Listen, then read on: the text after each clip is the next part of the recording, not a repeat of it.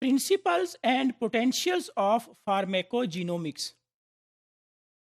Study of variability in drug response that is determined by the multiple genes which are present within the genome is called as pharmacogenomics.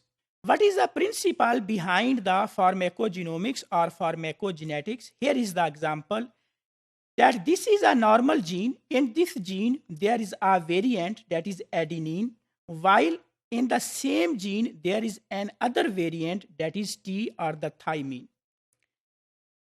Today's drugs, they are based on that the success of the drugs is 60% if there is a normal variant in that specific gene. In this gene, there was adenine or A. So the effect of the drug is 60% because there is a normal variant.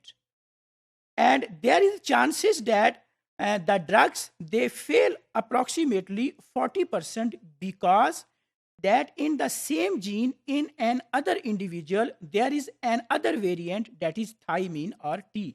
So due to this SNP single nucleotide polymorphism variant, the effect of the drug is less as compared to the effect of the drug that is on the normal gene. So today's drug, they are approximately 60% success. They have 60% success and 40% failure. So based on these single nucleotide polymorphisms, there can be success of designing such drugs that is with the help of pharmacogenomics, mean those drugs that will be based or their design will be based on the sequence of the DNA or the SNPs which are present in the genes or in the genomes of the individuals.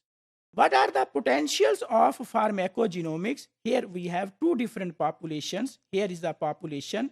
Within these population, there are some non-responder and toxic responders. So these individuals, they are which are marked as blue and yellow. These are non-responder and toxic responder. While on the other hand, majority of the individuals or majority of the population, they are responder and patients not predisposed to toxicity. So these are the responder. So these individuals will be treated with the conventional drug or with the conventional dosage. While for these individuals, they should be treated with alternative drug or with alternative dose. So these are the potentials of the pharmacogenomics or pharmacogenetics. How we can apply the pharmacogenomics or pharmacogenetics? The first step will be the discovery, and based on the discovery, there will be the development of the medicines.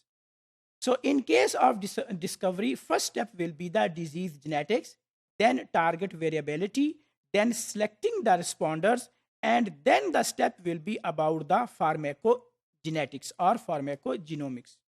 Potential opportunities to emerge from the pharmacogenomics, they can be to predict the patient's response to drug, to customize the prescriptions, to minimize or eliminate the adverse events. So these are all potential opportunities that can emerge from the pharmacogenomics or from pharmacogenetics. So if we define that, what are the pharmacogenomics and what are their potentials? Based on the genetic makeup of each individual, future treatments with alternative drugs may be manufactured.